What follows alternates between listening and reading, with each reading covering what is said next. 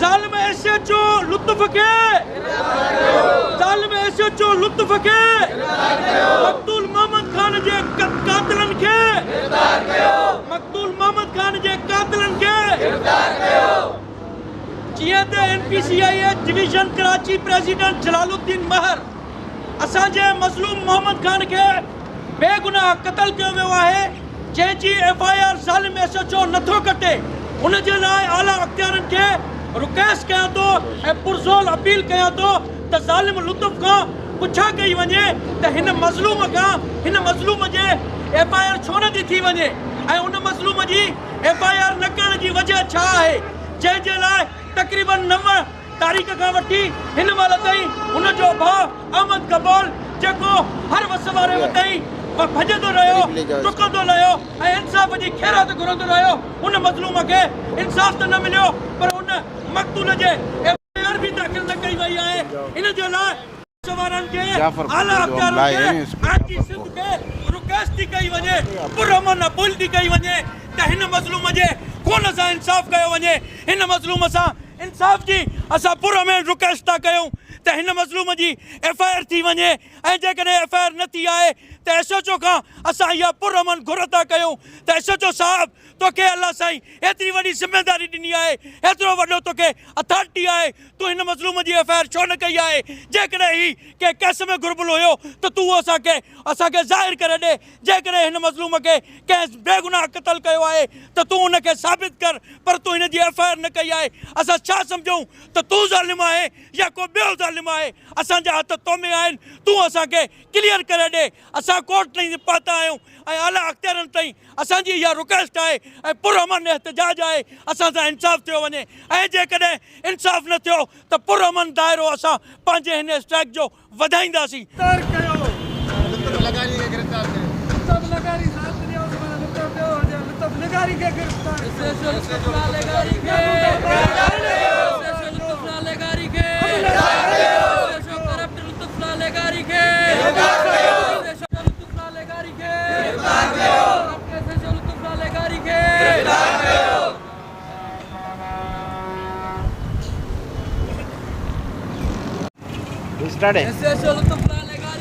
साईं ये तव्हां पहिरियों ॿुधायो त इहो वाक़ियो थियो कीअं इहो मसइलो छा आहे थोरो असांजे नाज़रीन खे ॿुधाईंदा साईं हे वाक़ियो ईअं थियो त असांखे तक़रीबन 9 लॻे ख़बर मिली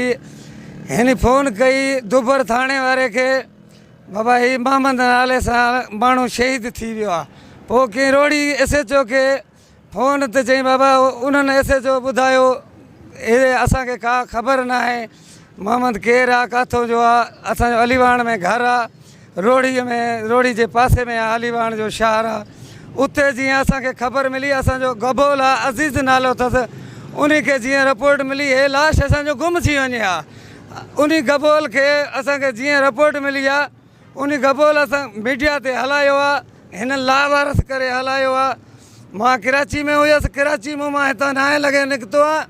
हुते जॾहिं मां वञी सिविल अस्पताल में पहुतो आहियां त लाश 7 घंटा पियो हुयो 7 घंटा पुलिस को बि कार्रवाई कंहिं बि क़िस्म जी उन लाश खे न कराई आहे मूंखे राति जो 2 लॻे जो टाइम जॻह वरदास ॾेखारणु वधा घुमाइनि फिराइनि वधा मां चयो बाबा कुझु मां खणी वञा मूंखे ॾियो हिकिड़ी राहदारी मूंखे ठाहे ॾिनी आहे जीअं माल इंसानु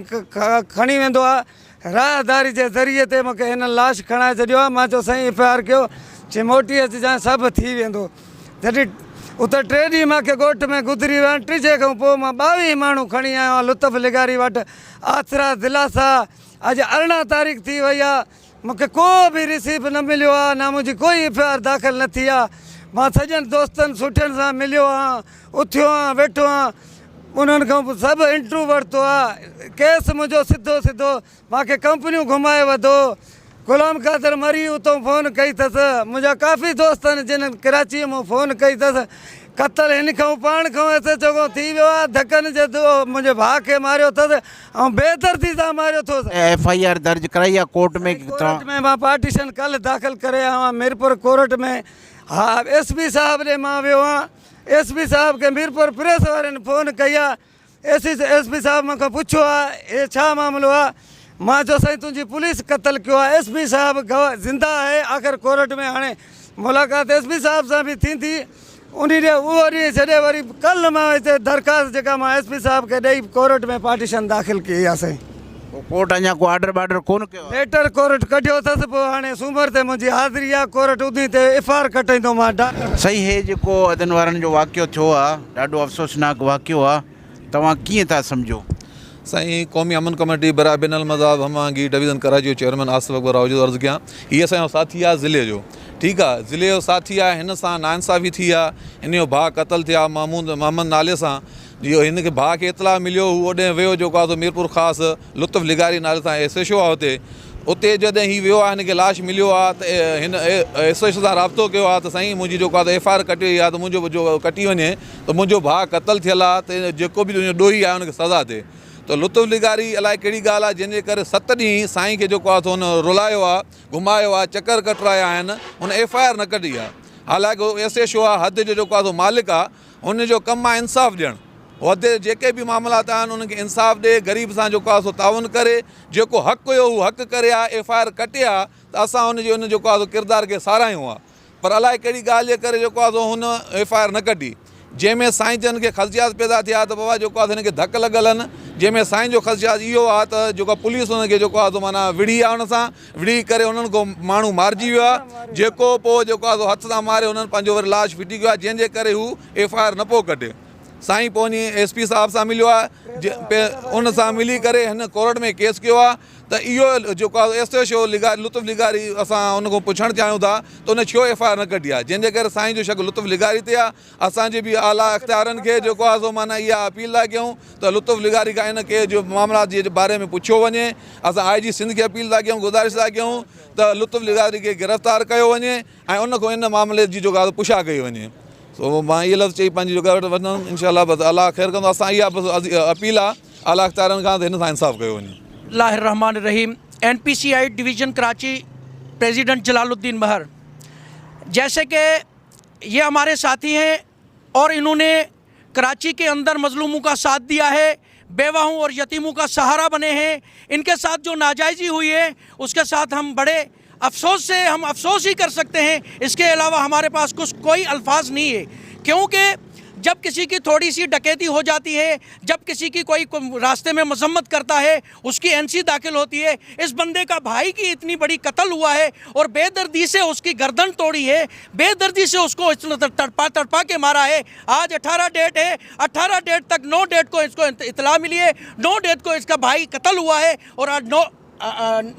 18 तारीख है, 9 दिन में इनकी कोई एक कच्ची NC नहीं हुई है। FIR होना लाजमी है। हम एहतजाज पुरअमन कर रहे हैं और पुरअमन एहतजाज से NPCI डिवीज़न कराची और ये तमाम इनके कबीले के जो रिश्तेदार हैं, ये जो जितने भी बंदे हैं, हम SHO लुत्फ़ लिगारी से पूछना चाहते हैं कि लुत्फ़ साहब, आपको अल्लाह पाक ने इतनी बड़ी कुर्सी दी है, अल्लाह पाक ने इतनी आपको इज़्ज़त दी है, आपने इनका केस दाखिल क्यों नहीं किया? आपने इनको मुतमईन क्यों नहीं किया? आप कातिल तक क्यों ना पहुँचे? हम क्या समझें कि कातिल कौन है? हम क्या समझें? हम आपको यही कहेंगे, हम बिल्कुल यही कहना चाह रहे हैं कि कातिल आप हो। अगर आप कातिल नहीं होते तो आप इनका बयान लेते, आप इन्हें मुतमईन करते, आप इनके दुख में शाना बचाना होते। क्योंकि आपको जो ओहदा है, आपको जो डिजिग्नेशन है, उस डिजिग्नेशन का ये फ़र्ज़ बनता है कि आप इनका मजलूमों का साथ दो, इनका बंदा मराए, इनके घर में खाना पीना नहीं है, इनके रिश्तेदारों के अंदर मैयत का कितना बड़ा सिलसिला चल रहा है और आप इतना खुशी से बैठे हुए हो, आपने इनकी FIR दाखिल नहीं किए। हम पूरा पुरअमन एहतजाज करना चाहते हैं, बाला अफसरान से, IG सिंध से, SP से और तमाम आला अख्तियारियों से रिक्वेस्ट कर रहे हैं कि इस केस की इन्वेस्टिगेशन की जाए और जालिम को और कातिल को कैफ़रे किरदार तक पहुंचाया जाए। ज़ुल्म थियो आहे, तव्हां छा चवंदा इन बारे में? बिस्मिल्लाहिर्रहमानिर्रहीम। असां इन जे लाइ इहो ई चवंदासीं त कंहिं बि इलाइक़े में अगरि को क़तल थो थिए या का वारदात थी थिए त उन इलाइक़े जे SHO जो हक़ थो बणिजे त उन जी इन्वेस्टिगेशन करे ऐं FIR फस्ट रिपोर्ट त उनखे ज़रूरु करणी आहे।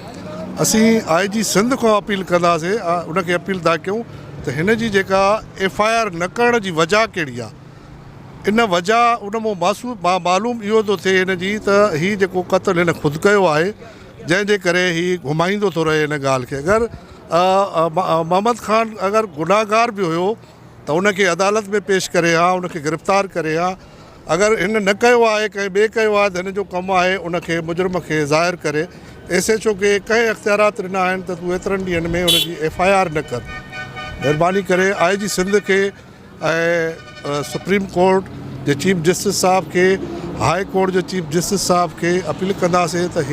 हिन जो जेका FIR न करण जी वजह जेका आहे सा पुलिस मुलविस आहे। इन जे करे हिन जी जुडिशली इंक्वायरी कई वञे ऐं FIR बि कई वञे त ग़रीब खे पंहिंजो हक़ मिले, इंसाफ़ मिले। छो त ग़रीब माण्हू सां इंसाफ़ नथो थिए। असांजी जेका रियासत आहे उन में ख़ामोश लॻी पई आहे ग़रीब लाइ। अमीर लाइ त फ़ौरन तदारत थिए थो पर ग़रीब लाइ कोन थो थिए। तंहिंजे करे असीं सॼी वस वारनि खे अपील कयूं था त बुज़ुर्ग दोस्त तंज़ीम जे प्लेटफॉर्म तां, सीनियर सिटीज़न जे प्लेटफॉर्म तां त हिन मोहम्मद खान जी इंक्वायरी आला सतह जी कई वञे, बल्कि जुडिशली इंक्वायरी कई वञे, सिर्फ़ु पुलिस जे हवाले सां न, ऐं FIR बि दर्ज कई वञे ऐं हुन जी इंक्वायरी सख़्ती सां करे उनखे पंहिंजो इंसाफ़ ॾिनो वञे मोहम्मद खान खे। महिरबानी। नाजरीन, ये अहमद गबूल हैं। इनकी हमने आपको गुफ्तगू सुनाई, जो इनके साथ ज़्यादती हुआ, वाक़या हुआ, और यहाँ जो मुज़ाहिरीन हैं इनके भी हमने तासुरात आपको सुनाए हैं। घोटकी का रहने वाला है और इसका भाई जो बेचारा गरीब मज़दूर आदमी है, मुख्तलिफ़ होटलों पे काम करता था। यहाँ पे जो है वहाँ का पुलिस है, महमूदाबाद है मेरे ख्याल में, महमूदाबाद थाना है, वहाँ का कोई SHO हैं। उन्होंने जो है इनको पकड़ा, गिरफ़्तार किया, उसको ले जाके थाने में तशद्दुद किया और उसका मनका भी टूट गया, उसकी पसलियाँ भी तोड़ दी और इतनी बेदर्दी से उसको मारा जैसे कोई बड़ा एक मुजरिम हो। हत्ता कि इनकी जो FIR है वो भी नहीं काटा जाता। हालांकि उसूलन कानून के मुताबिक कोई भी वारदात हो, पुलिस का काम है फौरी तौर पे जो FIR काटे,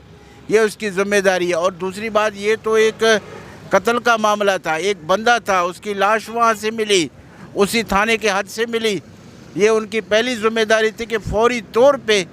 FIR काटते, मगर वो भी नहीं काटा। नतीजतन ये बेचारे कोर्ट के धक्के खा रहे हैं। कोर्ट में गए, वहाँ उन्होंने अपील की हुई है, तो इंशाल्लाह कोर्ट तो खैर आर्डर कर ही देगा। तो इनका मुतालबा ये है वज़ीर आला सिंध से, IG सिंध से, chief justice Sindh high court से कि भी हमारे साथ इंसाफ किया जाए SHO के ख़िलाफ़, और जो दीगर पुलिस इसमें मुलविस है उनके ख़िलाफ़ FIR दर्ज करके उनके ख़िलाफ़ कानूनी कार्रवाई की जाए। नाज़रीन, आखिर में मैं आपसे इजाज़त चाहूँगा। कैमरामैन जाफ़र अली के साथ अकबर गबोल, मलीर प्रेस क्लब, मलीर।